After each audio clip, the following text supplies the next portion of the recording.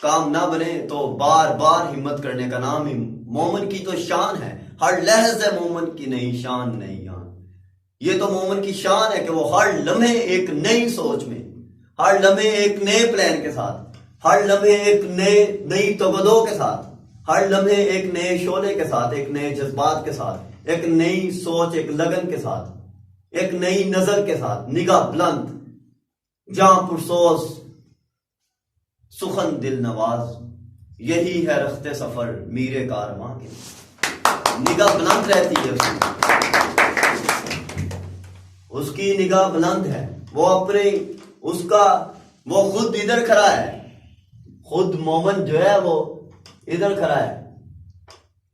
ये उसका initial point है, यहां से वो स्टेप लेता है।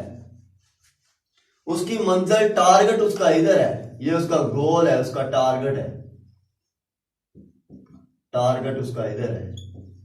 उसकी नजर डायरेक्ट इधर आती है। ये मोमिन की शान है, मुसलमान की शान है। ये नहीं भी हम मोमिन, नहीं भी सही तरह से मुसलमान, हमें वो क्वालिटीज नहीं है जो मुसलमान में क्वालिटीज होनी चाहिए, लेकिन फिर भी बेटा याद रखी, अपनी विरासत को ना भूलना।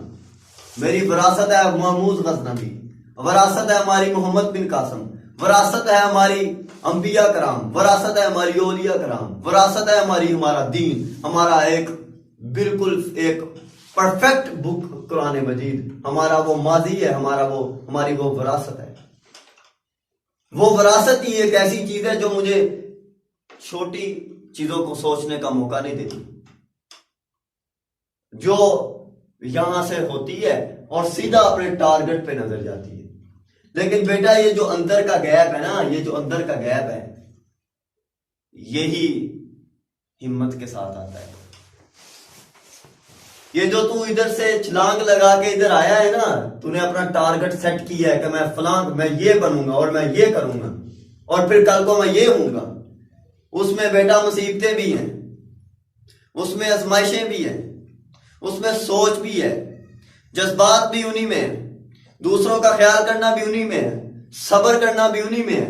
और इसीलिए फिर अल्लाह कहेगा इन्नल्लाह मअस साबिरीन, कि अल्लाह किन के साथ है? सब्र करने वालों।